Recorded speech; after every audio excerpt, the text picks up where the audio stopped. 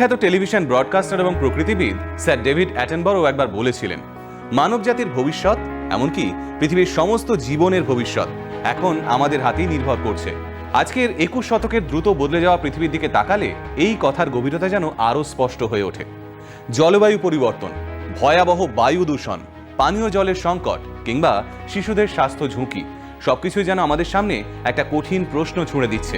আর সেই প্রশ্নটা হলো, আমরা ভবিষ্যৎ প্রজন্মের জন্য ঠিক কেমন পৃথিবী রেখে যাচ্ছি। নমস্কার, আমি সুজয় নীল। আজ আরও একবার আপনাদের সামনে চলে এসেছি যত কাণ্ড সোশ্যাল মিডিয়ায় একেবারে একটা নতুন এপিসোড নিয়ে। আমাদের আজকের এপিসোড শুরু হচ্ছে সুপার এল নিনোকে দিয়ে। গোটা ভারতবর্ষ জুড়ে এবার যে তীব্র গরম পড়ছে তা শুধু সাধারণ কোনো গ্রীষ্মকালের খামখেয়ালিপনা নয়, এর পিছনে রয়েছে বেশ কিছু ভৌগোলিক সমস্যা, যার ব্যাপারে অশনি সংকেত দিচ্ছেন পরিবেশ বিজ্ঞানীরাও। তারা সতর্ক করছেন যে 2026 সালেই একটা অত্যন্ত শক্তিশালী সুপার এল নিনো আছড়ে পড়তে পারে ভারতবর্ষের ওপর। এই সুপার এল নিনো ঠিক কতটা মারাত্মক হতে পারে তা বুঝতে গেলে আমাদের পিছিয়ে যেতে হবে 1877-78 সালে। সেই বছর প্রশান্ত মহাসাগরের অস্বাভাবিক উষ্ণতা বিশ্বব্যাপী এক ভয়াবহ খরা এবং দুর্ভিক্ষ ডেকে এনেছিল, যার নিট ফল ছিল বিশ্বের প্রায় 5 কোটিরও বেশি মানুষের মৃত্যু। চিন্তা করতে পারছেন, গোটা বিশ্বে সেই 2 বছরে প্রায় 3 থেকে 4% মানুষ স্রেফ না খেতে পেয়ে এবং জলের অভাবে মারা গিয়েছিলেন। National oceanic and atmospheric administration এবং অন্যান্য আন্তর্জাতিক আবহাওয়া সংস্থাগুলোর মতে 2026 সালের অক্টোবর থেকে 2027 সালের ফেব্রুয়ারি মাসের মধ্যে এই এল নিনো চরম আকার ধারণ করবে। প্রশান্ত মহাসাগরের তাপমাত্রা স্বাভাবিকের থেকে 2 ডিগ্রি সেলসিয়াসেরও বেশি বেড়ে যাওয়ার প্রবল সম্ভাবনা রয়েছে এই সুপার এল নিনোর কারণে, যার প্রভাবে ভারতেও কিন্তু তীব্র খরা, বৃষ্টির আকাল, অতিরিক্ত মাত্রায় তাপপ্রবাহ এবং কৃষিক্ষেত্রে ব্যাপক ধসের আশঙ্কা করছেন পরিবেশ বিজ্ঞানীরা। আচ্ছা, আপনার কি কখনো মনে হয়েছে গ্লোবাল ওয়ার্মিং এবং এল নিনোর জয়েন্ট এফেক্ট আমাদের উপর কিভাবে পড়তে চলেছে? পৃথিবীর তাপমাত্রা এই হারে বাড়লে মানবজাতির ভবিষ্যৎ কি হতে পারে? এই নিয়ে একটা তথ্যবহুল ভিডিও বানিয়েছেন কন্টেন্ট ক্রিয়েটর সাগর পাল। দেখুন। পৃথিবীর টেম্পারেচার দিন দিন বেড়েই চলেছে। আজ থেকে 15 বছর আগেও যখন আমার ছোটবেলায় আমি মাঠে দুপুরবেলা ফুটবল বা ক্রিকেট খেলতাম, কিন্তু আজকের ডেটে তুমি দুপুরে মাঠে খেলতে যাওয়া ছেড়ে দাও, তুমি সকাল 10টা-11টার মধ্যে রাস্তায় বেরোলেই মনে হবে যেন সূর্যের তাপে স্কিন জ্বলছে। কেন এমন অবস্থা? ইন্ডিয়া তো যেন পুরো জ্বলছে। ম্যাপে দেখলে ইন্ডিয়ার কালার যেন পুরোই প্রায় রেড দেখায়। আজ পুরো দুনিয়ার 100টা সব থেকে গরম শহরের মধ্যে 98টাই রয়েছে ইন্ডিয়ায়। এখন তো পুরো দেশটাই যেন ইমার্জেন্সি সিচুয়েশনের মধ্যে রয়েছে। ফর এক্সাম্পল, ছত্তিশগড়ের সরকার বাচ্চাদের হিট ওয়েভ থেকে বাঁচানোর জন্য 20 এপ্রিল থেকে গরমের ছুটি অ্যাডভান্স করে দিয়েছে। কেরালায় তো সমস্ত গরমের অ্যাক্টিভিটিজের ওপর ব্যান লাগিয়ে দিয়েছে সরকার। মানে যেখানে সরকার বাচ্চাদের স্কুলে পাঠাতে ভয় পাচ্ছে, তাহলে বুঝতে পারছো সিচুয়েশনটা কতটা সিরিয়াস। রাজস্থান, বিহার, উত্তরপ্রদেশ, ওয়েস্ট বেঙ্গল, ওড়িশা, মধ্যপ্রদেশ, এই সব স্টেটগুলোতে যেন 2026-এর মার্চ মাস আসতে না আসতেই টেম্পারেচার 45 ডিগ্রি সেলসিয়াস অ্যাভারেজে পৌঁছে গেছে। কিন্তু এটা তো কিছুই না। রাজস্থান, ইউপির দিকে তো কয়েক সপ্তাহের মধ্যে 50 ডিগ্রি সেলসিয়াস ছাড়িয়ে যাবে, কারণ এবারে আসছে এল নিনো, সুপার এল নিনো, যেটা এইবারেই পুরো ওয়েদার সিস্টেম আর ইকোসিস্টেমকে হিলিয়ে রেখে দেবে। দেখো, আজ অব্দি হিস্ট্রিতে 2024 সালকে সব থেকে গরম ধরা হতো হিস্ট্রি, কিন্তু এইবারে 2026 সাল আসতে না আসতেই সেই রেকর্ড অলরেডি ভাঙতে শুরু করে দিয়েছে। আর তার থেকেও বড় ভয়, যদি এইভাবে 1 ডিগ্রি 2 ডিগ্রি করে প্রতি বছর টেম্পারেচার বাড়তেই থাকে, তাহলে আজ থেকে 10 বছর 20 বছর পর গিয়ে টেম্পারেচার কোথায় দাঁড়াবে? 65-70 ডিগ্রি সেলসিয়াস। তখন কি মানুষ সার্ভাইভ করতে পারবে? মানুষ কি কোনো নতুন টেকনোলজি আবিষ্কার করবে বা কোনো নতুন টেকনিক আবিষ্কার করতে পারবে বেঁচে থাকার জন্য? তো চলো এই সব কিছুই বোঝা যাক এক এক করে আজকের এই ভিডিওতে।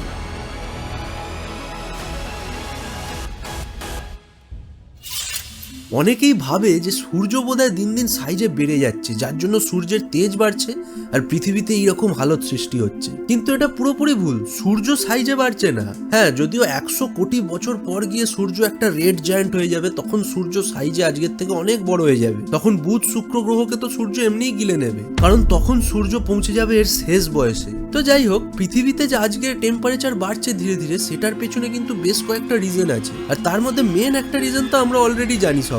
এই যে চারদিকে সমস্ত গাছ কেটে ফেলা, ইন্ডাস্ট্রিয়ালাইজেশন, কোনো ফাঁকা জায়গা যেখানে সবুজ জঙ্গল থাকার কথা, সেই জঙ্গল কেটে উড়িয়ে দিয়ে সেখানে উঠছে কংক্রিটের দেয়াল। এর ফলে তৈরি হচ্ছে একটা আরবান হিট আইল্যান্ড এফেক্ট। দেখো, তুমিও নিশ্চয়ই এটা খেয়াল করেছো যে গরমকালে কোনো ক্ষেত বা গাছপালা আছে বা জঙ্গল জাতীয় কোনো জায়গা গ্রামাঞ্চলে যদি তুমি চলে যাও, তাহলে সেখানে কিন্তু দেখবে একটু ঠান্ডা ঠান্ডা লাগে, কিন্তু সেখানে কলকাতা, দিল্লি, মুম্বাই, চেন্নাই এইসব জায়গার মাঝখানে তোমায় দাঁড় করিয়ে দিলেই মনে হয় যেন কেউ একটা গরম হিটার লাগিয়ে দিয়েছে। এটাই হলো আরবান হিট আইল্যান্ড এফেক্ট।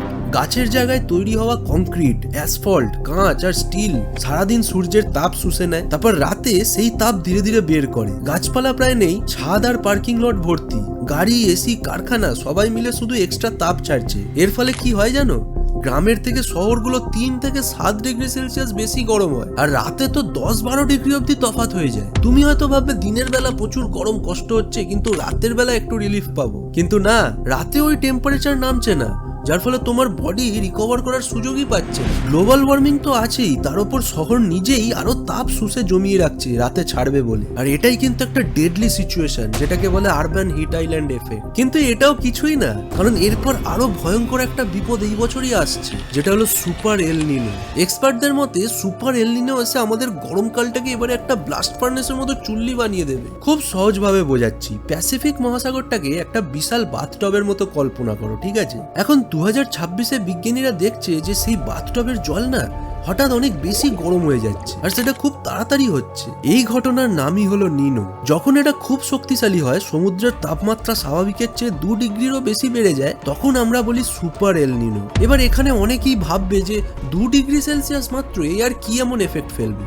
কিন্তু তুমি দেখো ম্যাপে প্যাসিফিক ওশানের সাইজটা দেখেছো, পুরো গ্লোবটা জুড়েই যেন রয়েছে। তার মানে যদি এত বড় একটা মহাসাগরের টেম্পারেচার 2 ডিগ্রি সেলসিয়াস অ্যাভারেজে বেড়ে যায়, তার মানে এটা পুরো গ্লোব, মানে পুরো পৃথিবীটার ওপরই কিন্তু একটা বিশাল বড় ইম্প্যাক্ট ফেলবে। নোয়া, WMOর বিজ্ঞানীরা বলছে এখন যে 60% সম্ভাবনা আছে যে এই গ্রীষ্মের মধ্যেই মে-জুলাই মাস করেই একটা শক্তিশালী এল নিনো আসতে পারে। এর মানে কি, ধরো তুমি একটা গরমে, ঘাম ঝরানো গরমে 40 ডিগ্রি সেলসিয়াস তাপমাত্রায় অলরেডি বসে আছো, তার উপর তোমার রুমে যদি কেউ এসে একটা এক্সট্রা হিটার লাগিয়ে দেয়, যেরকম হবে সিচুয়েশনটা ঠিক সেই রকম হতে চলেছে। 2015-16 সালে যখন এল নিনো এসেছিল, তখন সারা বিশ্বে মারাত্মক খরা আর এক ভয়ঙ্কর রেকর্ড ভাঙা গরম দেখা গেছিল। আর এবারে 2026-এ তো অলরেডি গরম প্রচুর বেশি, তার সাথে যদি এল নিনো আসে তাহলে তো হয়েই গেল। যদি এইভাবেই টেম্পারেচার 1 থেকে 2 ডিগ্রি করে বাড়তে থাকে প্রতি বছর, তাহলে 10-15 বছর পর তো 65-70 ডিগ্রি না জানি কত টেম্পারেচার হয়ে যাবে। তখন কি মানুষ সার্ভাইভ করতে পারবে? দেখো, আজ অব্দি পৃথিবীতে সব থেকে হাইয়েস্ট যে টেম্পারেচার রেকর্ড হয়েছিল সেটা হয়েছিল 56.7 ডিগ্রি সেলসিয়াস 1913 সালে আমেরিকার সাউথ ইস্টার্ন ক্যালিফোর্নিয়ার ডেথ ভ্যালিতে। কিন্তু যদি পৃথিবীর টেম্পারেচার 65-70 ডিগ্রি সেলসিয়াসে হাইপোথেটিক্যালি পৌঁছেও যায় কোনোভাবে, তাহলে ফার্স্ট অফ অল পৃথিবীর সমস্ত প্রাণী, মানুষ বেশিরভাগই সব বিলুপ্ত হয়ে যাবে, পৃথিবী একটা ডেডল্যান্ডে পরিণত হয়ে যাবে। কিন্তু ইউ নো হোয়াট, বাস্তবে কিন্তু পৃথিবীর টেম্পারেচার 65 ডিগ্রি সেলসিয়াসে কখনোই যেতে পারে না। কারণ ফিজিক্সের একটা ইকুয়েশন আছে, E=σ T⁴। এই ইকুয়েশন অনুযায়ী যত একটা প্ল্যানেট গরম হবে না, তত এটা স্পেসে রেডিয়েশন রিলিজ করবে, স্টিফান বোলটজম্যান ল অনুযায়ী। এবার এর মানে হলো পৃথিবীর টেম্পারেচার 65 ডিগ্রি সেলসিয়াস হয়ে গেলে পৃথিবী কিন্তু 65⁴ এই হারে তাপ রিলিজ করতে থাকবে অলরেডি তার আগেই। মানে পৃথিবীর টেম্পারেচার অত দূর অব্দি যেতেই পারবে না কোনোদিন ফিজিক্স অনুযায়ী। তাছাড়া পৃথিবীর 70% জায়গা জুড়ে পুরো সমুদ্রই আছে, আর তারা গ্রিন হাউস গ্যাসের 90% অতিরিক্ত তাপ শুষে নেয়। আর তোমরা হয়তো জানবে যে সমুদ্রের জল কিন্তু গরম হতে অনেক বেশি সময় লাগে, যার জন্য পুরো পৃথিবীর টেম্পারেচার 65-75 ডিগ্রিতে নিয়ে যেতে গেলে তোমার সব সমুদ্রের জলকে ফুটিয়ে বাষ্প করে উড়িয়ে দিতে হবে, তারপর পুরো গ্রাউন্ড পড়ে থাকবে, তবেই গিয়ে ওরকম টেম্পারেচারে পৌঁছবে, যেটা এই সময়ের মধ্যে তো অসম্ভব। সব থেকে খারাপ, সব থেকে ওয়ার্স্ট কেস সিনারিওতেও বিজ্ঞানীরা বলছে 2100 সাল আসতে আসতে পৃথিবীর টেম্পারেচার অ্যাভারেজ মাত্র 2.5 থেকে 5 ডিগ্রি সেলসিয়াসই বাড়বে। জাস্ট লোকাল হিট ওয়েভও অনেক বাড়বে, কিন্তু 65-75 ডিগ্রি এটা অবাস্তব, এতটা কোনোদিনই পৌঁছবে। তাই আমাদের এই সময় চ্যালেঞ্জ হলো যে এখনকার যে গরম কেন বাড়ছে সেইটাকে, আর বাড়তে থাকা এই আর্দ্রতা, হিউমিডিটি, এটাকে কমানো। সরকারকেও কিছু পদক্ষেপ নিতে হবে, যেমন এই গাছ লাগানোর ব্যাপারে, গ্লোবাল ওয়ার্মিং এর ব্যাপারে, পাবলিক ট্রান্সপোর্ট বেশি করে বাড়ানো, ইলেকট্রিক ভেহিকেল বাড়ানোর দিকে নজর দিতে হবে। আর আমাদের সাধারণ মানুষদেরও একটা স্টেপ নিতে হবে, কারণ আমরা ছাড়া দেখো সরকারও অচল। তো আমরা একটা জিনিস করতেই পারি, যে ছোট ছোট গাছের চারা কিন্তু আমরা এদিক ওদিক লাগাতেই পারি। এটুকু আমরা পারি না এই পুরো সুন্দর পৃথিবীটাকে বাঁচাতে? এই পৃথিবীটা কত রেয়ার জানো আমাদের এই ইউনিভার্সের মধ্যে। পশ্চিমবঙ্গের ওপরেও এই সুপার এল নিনোর প্রভাব হবে মারাত্মক। আমাদের গাঙ্গেয় পশ্চিমবঙ্গের প্রাণভোমরা ধান, পাট এবং চা চাষ পুরোপুরিভাবে মৌসুমী বায়ু এবং বৃষ্টির উপর নির্ভরশীল। এল নিনোর প্রভাবে দক্ষিণ পশ্চিম মৌসুমী বায়ু দুর্বল হয়ে পড়বে, ফলে বৃষ্টিপাত তলানিতে গিয়ে ঠেকবে এবং এর জেরেই উত্তর থেকে দক্ষিণবঙ্গের কৃষকেরা চরম খরা এবং জল সংকটের মুখে পড়বেন। জলবায়ু পরিবর্তনের কারণে বাংলার কৃষি এবং জনজীবন ব্যাপকভাবে ধাক্কা খাবে এবং কলকাতা সহ শহরাঞ্চলে দেখা দেবে একটা তীব্র জলকষ্ট। তাই ভারত সরকারও রাজ্যগুলোকে এখন থেকেই খাদ্য মজুত, জল সংরক্ষণ, খরা প্রতিরোধী ফসল চাষ এবং কৃষি ব্যবস্থাপনায় প্রস্তুতি নেওয়ার পরামর্শ দিতে শুরু করেছেন। তবে জলবায়ু পরিবর্তনের প্রভাব যে শুধু কৃষি এবং পানীয় জলের সংকটেই সীমাবদ্ধ থাকবে সেরকমটা কিন্তু নয়। এর গভীর প্রভাব পড়ছে মানুষের স্বাস্থ্যেও, বিশেষ করে মা ও নবজাতকের জীবনে। আমরা প্রায়ই বলি শিশুরা ঈশ্বরের রূপ, কিন্তু দিল্লির অনেক শিশুর জীবনের লড়াই শুরু হচ্ছে পৃথিবীতে আসার আগেই। ভয়াবহ বায়ু দূষণ এখন শুধু সাধারণ মানুষের সমস্যা নয়, গর্ভবতী মা এবং নবজাতকের জন্যও বড় স্বাস্থ্য ঝুঁকি হয়ে উঠেছে। সম্প্রতি একটা বেসরকারি সংবাদ মাধ্যমের ডিটেকটিভ জার্নালিজম রিপোর্টে উঠে এসেছে এইরকমই একটা উদ্বেগজনক তথ্য। রিপোর্ট অনুযায়ী দিল্লিতে প্রি ম্যাচিওর বার্থের সংখ্যা গত 5 বছরে 21% বেশি বেড়েছে। বিশেষ করে নভেম্বর থেকে জানুয়ারির তীব্র দূষণের কয়েক মাস পরে, অর্থাৎ জুলাই অগস্টে হাসপাতালে এমন প্রি ম্যাচিওর শিশুর জন্মের সংখ্যা বেশি দেখা যাচ্ছে। চিকিৎসকদের মতে এর পিছনে অন্যতম কারণ বাতাসে থাকা অতি ক্ষুদ্র PM2.5 কণা। এই ক্ষতিকর কণাগুলো খুব সহজেই গর্ভবতী মায়ের শরীরে প্রবেশ করে গর্ভস্থ শিশুর স্বাভাবিক বিকাশে বাধা সৃষ্টি করতে পারে। ফলে শিশু সময়ের আগেই জন্ম নেয়, কম ওজন নিয়ে পৃথিবীতে আসে এবং শ্বাসকষ্টের মতো সমস্যায় ভোগে। অনেক ক্ষেত্রেই জন্মের পরপরই শিশুকে NICU-তে ভর্তি করতে হয়। এইমস সহ বিভিন্ন হাসপাতালের চিকিৎসকদের দাবি, দূষণের কারণে প্রিটার্ম জন্মের ঝুঁকি উল্লেখযোগ্যভাবে বেড়ে যেতে পারে। তাই দিল্লির বায়ু দূষণ এখন শুধু একটা পরিবেশগত সংকট নয়, এটা ভবিষ্যৎ প্রজন্মের স্বাস্থ্যের জন্যও গভীর উদ্বেগের বিষয়। তবে একদিকে যখন পরিবেশ দূষণ শিশুদের ভবিষ্যৎ নিয়ে উদ্বেগ বাড়াচ্ছে, তখন অন্যদিকে পশ্চিমবঙ্গে শিশুদের শারীরিক এবং মানসিক চাপ কমাতে নেওয়া হয়েছে একটা গুরুত্বপূর্ণ পদক্ষেপ। শিক্ষার্থীদের ভারী স্কুল ব্যাগের বোঝা কমাতে রাজ্য সরকার নতুন স্কুল ব্যাগ নীতি চালু করেছেন। নতুন নির্দেশিকা অনুযায়ী কোনো শিক্ষার্থীর স্কুল ব্যাগ তার শরীরের মোট ওজনের 10% বেশি হতে পারবে না। স্কুলগুলোকে ব্যাগের ওজন নিয়মিত পর্যবেক্ষণ করতে হবে এবং নোটিশ বোর্ডে নির্দিষ্ট ওজনের তালিকা টাঙানোর নির্দেশ দেওয়া হয়েছে। নিয়ম অনুযায়ী প্রাক প্রাথমিক স্তরে কোনো ব্যাগ থাকবে না। ক্লাস 1-2 এর ব্যাগের ওজন হবে 1.6 কেজি থেকে 2.2 কেজি, 3 থেকে 5-এ 1.7 কেজি থেকে 2.5 কেজি এবং উচ্চ শ্রেণীতে সর্বোচ্চ 5 কেজি নির্ধারণ করা হয়েছে। নোটবুকের সংখ্যাও সীমিত করা হয়েছে। নতুন নির্দেশিকা অনুযায়ী ক্লাস 1-2-তে মাত্র একটি এবং 3-5-এ 2টো নোটবুক নিয়ে স্কুলে যেতে হবে। হোমওয়ার্কের ক্ষেত্রেও দেওয়া হয়েছে কড়া নিয়ম। ক্লাস 1-2-তে কোনো হোমওয়ার্ক থাকবে না। 3 থেকে 5-এ সপ্তাহে সর্বোচ্চ 2 ঘন্টা, 6 থেকে 8-এ দৈনিক 1 ঘন্টা এবং উচ্চ শ্রেণীতে দৈনিক 2 ঘন্টার বেশি হোমওয়ার্ক দেওয়া যাবে না। এই সবেরই পাশাপাশি খেলাধুলো, শিল্পচর্চা, কুইজ এবং ব্যাগলেস ডের ওপর জোর দেওয়া হয়েছে। বিশেষজ্ঞরা বলছেন এই উদ্যোগ শিশুদের শৈশবকে আরও স্বস্তিদায়ক এবং আনন্দময় করে তুলবে। এইবার চলুন কথা বলা যাক অন্যান্য গুরুত্বপূর্ণ বিষয়গুলো নিয়ে। একটা সময় ছিল যখন প্রযুক্তির দুনিয়ায় ভারত সফটওয়্যার এবং ডিজাইনের জন্যই পরিচিত হতো, কিন্তু আজ বদলেছে পরিস্থিতি। বিশ্বের সবথেকে জটিল এবং টেকনিক্যাল শিল্প সেমিকন্ডাক্টর উৎপাদনের ক্ষেত্রে ভারত নিজেদের একটা পাকাপোক্ত জায়গা তৈরি করতে শুরু করেছে। 2021 সালে ভারত সরকার নিজেদের ইন্ডিয়া সেমিকন্ডাক্টর মিশন শুরু করেছিল। ভারতের এই মিশনের সবথেকে বড় মাইলস্টোন হতে চলেছে গুজরাটের ধোলেরায় টাটা ইলেকট্রনিক্সের সেমিকন্ডাক্টর কারখানা। তাইওয়ানের পাওয়ারশিপ কর্পোরেশনের সঙ্গে যৌথভাবে 91,000 কোটি টাকা বিনিয়োগে তৈরি এই মেগা প্রকল্পে 28 থেকে 110 ন্যানোমিটার প্রযুক্তির চিপ উৎপাদিত হবে বলে জানানো হচ্ছে। এই চিপ ব্যবহার করা হবে গাড়ি শিল্প, 5G যোগাযোগ ব্যবস্থা, টেলিকম, আর্টিফিশিয়াল ইন্টেলিজেন্স এবং দেশীয় প্রতিরক্ষা প্রযুক্তিতে। সবচেয়ে তাৎপর্যপূর্ণ দিক হল নেদারল্যান্ডসের ASML এর সঙ্গে অংশীদারিত্ব। বিশ্বের সবথেকে উন্নত লিথোগ্রাফি প্রযুক্তির জন্য পরিচিত এই সংস্থার মেশিন ছাড়া আধুনিক চিপ তৈরি কার্যত অসম্ভব বললেই চলে। অন্যদিকে আমেরিকা চীন প্রযুক্তি যুদ্ধের ফলে তৈরি হওয়া চাইনা +1 কৌশল ভারতের সামনে খুলে দিয়েছে এক বিশাল সুযোগের দরজা।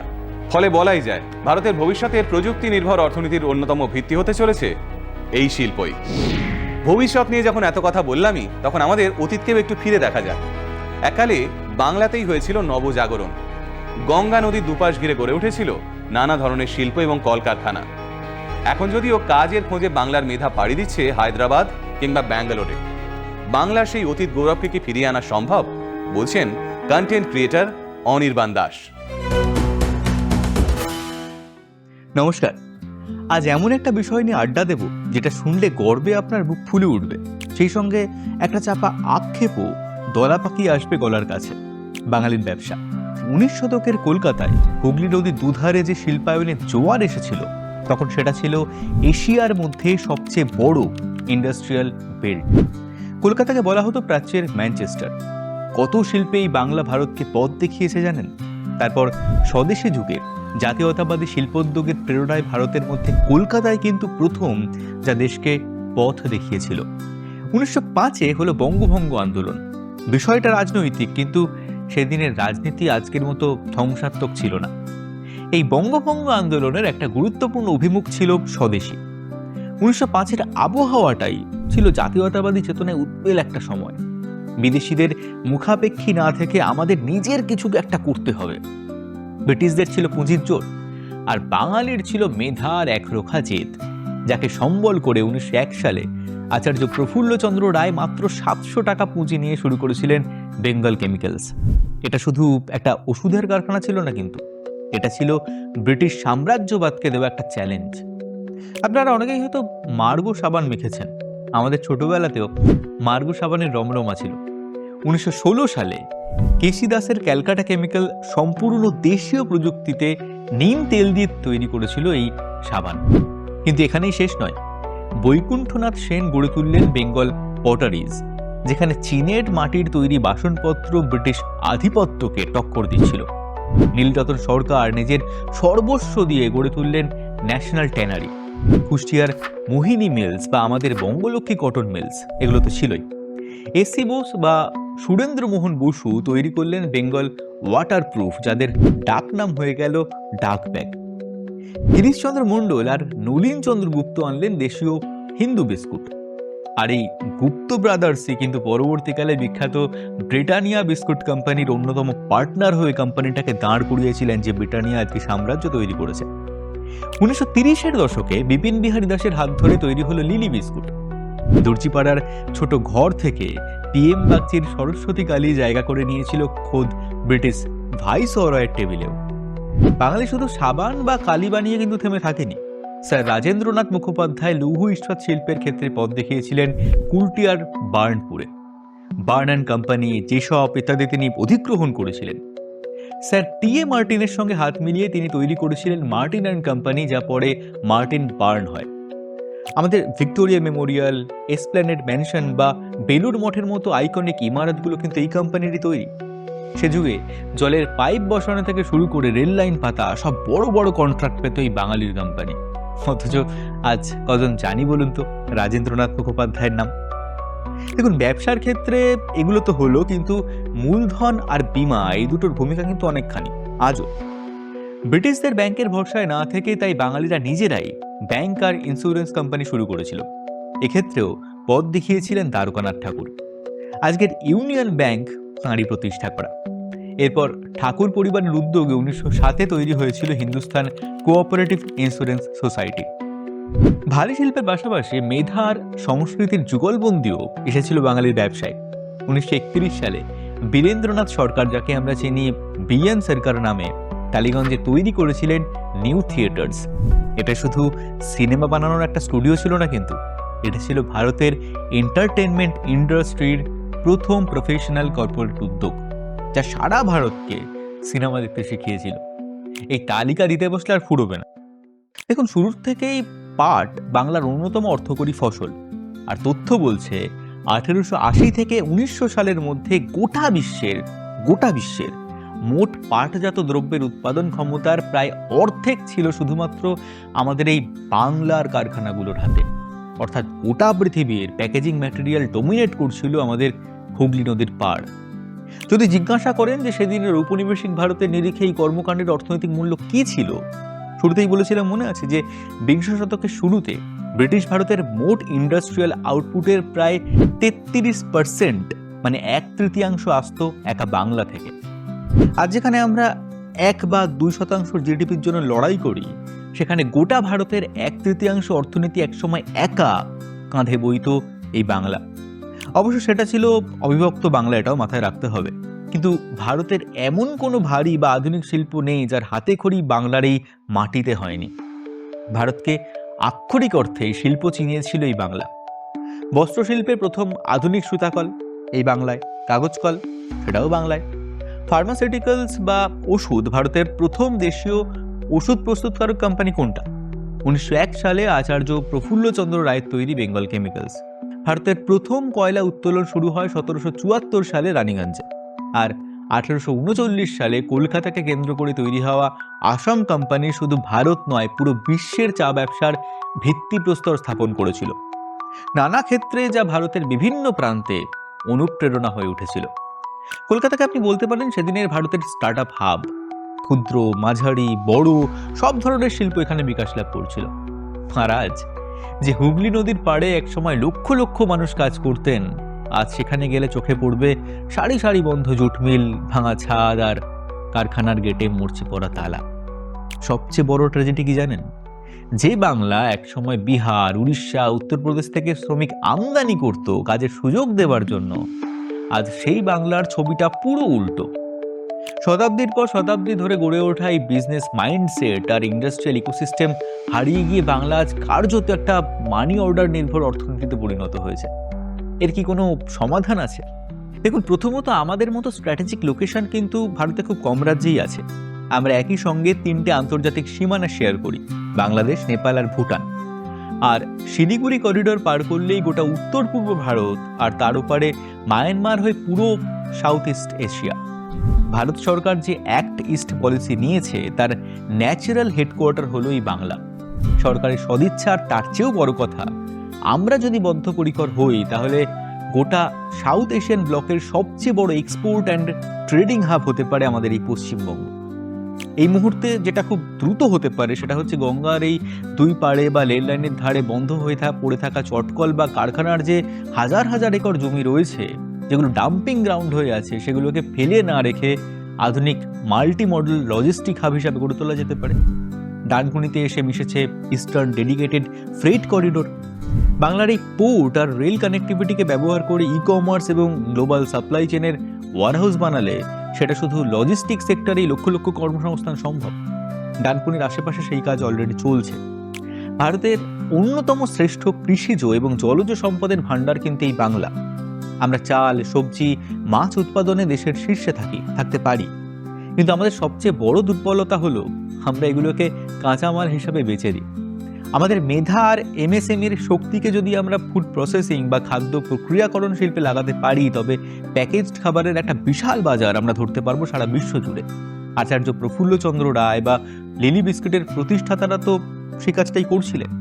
ইতিহাস আমাদের হাহুতাশ করতে শেখায় না, ইতিহাস আমাদের শিকড় চিনতে শেখায়। আজ আসি, ধন্যবাদ। এইবারে কথা বলা যাক 2026 সালের গ্রেটেস্ট শো অন আর্থ অর্থাৎ ফুটবল বিশ্বকাপ নিয়ে। সারা বিশ্বের ফুটবল প্রেমীদের মধ্যেই উন্মাদনার পারদ চড়তে শুরু করেছে, কারণ আর মাত্র কয়েক সপ্তাহের অপেক্ষা। তারপরেই আগামী 11 জুন থেকে 19 জুলাই পর্যন্ত চলবে ফুটবলের সবচেয়ে বড় মহাযজ্ঞ ফিফা বিশ্বকাপ 2026। এবারের বিশ্বকাপ অনেক দিক থেকেই ঐতিহাসিক, কারণ ফুটবল বিশ্বকাপের ইতিহাসে এই প্রথমবার 3টে দেশ, কানাডা, মেক্সিকো এবং আমেরিকা, যৌথভাবে আয়োজন করছে এই মেগা টুর্নামেন্ট। চমকের এখানেই শেষ নয়, প্রথমবারের মতো 32টির বদলে 48টি দল অংশগ্রহণ করতে চলেছে, ফলে ম্যাচের সংখ্যাও বেড়ে দাঁড়িয়েছে 104-এ। 16টি শহরের অত্যাধুনিক স্টেডিয়ামগুলোতেও অনুষ্ঠিত হবে একের পর এক রুদ্ধশ্বাস ম্যাচ, যা এবারের বিশ্বকাপকে ইতিহাসের সবচেয়ে বড় আসরে পরিণত করেছে। উদ্বোধনী ম্যাচে মেক্সিকোর ঐতিহ্যবাহী এস্টাডিও অ্যাজটেকা স্টেডিয়ামে হোস্ট মেক্সিকো মুখোমুখি হবে দক্ষিণ আফ্রিকার। অন্যদিকে আমেরিকা নিজেদের প্রথম ম্যাচে খেলবে সোফি স্টেডিয়ামে প্যারাগুয়ের বিপক্ষে। আর ফুটবলেরই মহাযজ্ঞের শেষ লড়াই অর্থাৎ ফাইনাল ম্যাচ অনুষ্ঠিত হবে 19 জুলাই নিউ ইয়র্ক, নিউ জার্সির মেটলাইফ স্টেডিয়ামে। 48টা দল থাকা এবারের ফরম্যাটও অনেকটা বড়। গ্রুপ পর্বের পর রাউন্ড অফ 32 থেকে শুরু হবে নকআউটের হাড্ডাহাড্ডি লড়াই। সেই কারণেই বিশ্বকাপ ঘিরে ফুটবল ফ্যানেদের উত্তেজনা এখন কার্যত তুঙ্গে। ব্রাজিল, আর্জেন্টিনা, ফ্রান্স, জার্মানি কিংবা স্পেনের মতো হেভিওয়েট দলগুলোর পাশাপাশি কোটি কোটি দর্শকের নজর থাকবে মেসি, রোনাল্ডো, নেইমারের মতো কিংবদন্তি ফুটবলারদের দিকেও। বিশেষ করে 41 বছর বয়সী ক্রিস্টিয়ানো রোনাল্ডোর কাছে এটাই হয়তো শেষ সুযোগ হতে পারে সোনালী ট্রফিটাকে নিজের হাতে ছোঁয়ার। একইভাবে ফুটবল প্রেমীরা হয়তো শেষবারের মতো বিশ্বমঞ্চে দেখতে পাবেন লিওনেল মেসির জাদু। তাই এবারের বিশ্বকাপ শুধু একটা ফুটবল টুর্নামেন্ট নয়, এটা প্রযুক্তি, চোখ ধাঁধানো ফ্যান ফেস্টিভ্যাল এবং 3 দেশের সংস্কৃতির এক মিলন মেলা। ভারতীয় সকাল রাতের সময়সূচি মেনে লক্ষ লক্ষ দর্শক টেলিভিশন এবং স্ট্রিমিং প্ল্যাটফর্মে মেতে উঠবেন এই উন্মাদনায়। প্রস্তুতির একেবারে শেষ পর্যায়ে দাঁড়িয়ে তাই এখন গোটা বিশ্বের একটাই প্রশ্ন, কে হবেন এবারের বিশ্ব চ্যাম্পিয়ন? তাহলে এই ছিল এই সপ্তাহের যত কাণ্ড সোশ্যাল মিডিয়ায়। কেমন লাগলো আজকের এপিসোড? কমেন্টে জানাতে ভুলবেন না কিন্তু। আপনি যদি কন্টেন্ট ক্রিয়েটর হন, আপনিও কিন্তু আমাদের সঙ্গে জুড়তে পারেন। তার জন্য আপনার কন্টেন্ট আমাদের মেইল করুন ddbanglasocialmedia@gmail.com এ। আমাদের বিভিন্ন সোশ্যাল মিডিয়া প্ল্যাটফর্মে ফলো করতে কিন্তু ভুলবেন না। আর আজকের শোটা যদি মিস করে গিয়ে থাকেন বা একটু পরে দেখা শুরু করেন, রিপিট টেলিকাস্ট দেখে নিতে পারেন মঙ্গলবার দুপুর 12টায়। আরও একটা ইনফো, জুন মাস থেকে আমাদের এই শোয়ের টাইম কিন্তু চেঞ্জ হচ্ছে। আপনারা এই শো দেখতে পাবেন প্রতি বুধবার ঠিক রাত 8:30টায়। যদি মিস করে যান, বৃহস্পতিবার দুপুর 1:02 তাহলে আজকের মতো আসি, দেখা হচ্ছে পরের এপিসোডে। সবাই ভালো থাকবেন, নমস্কার।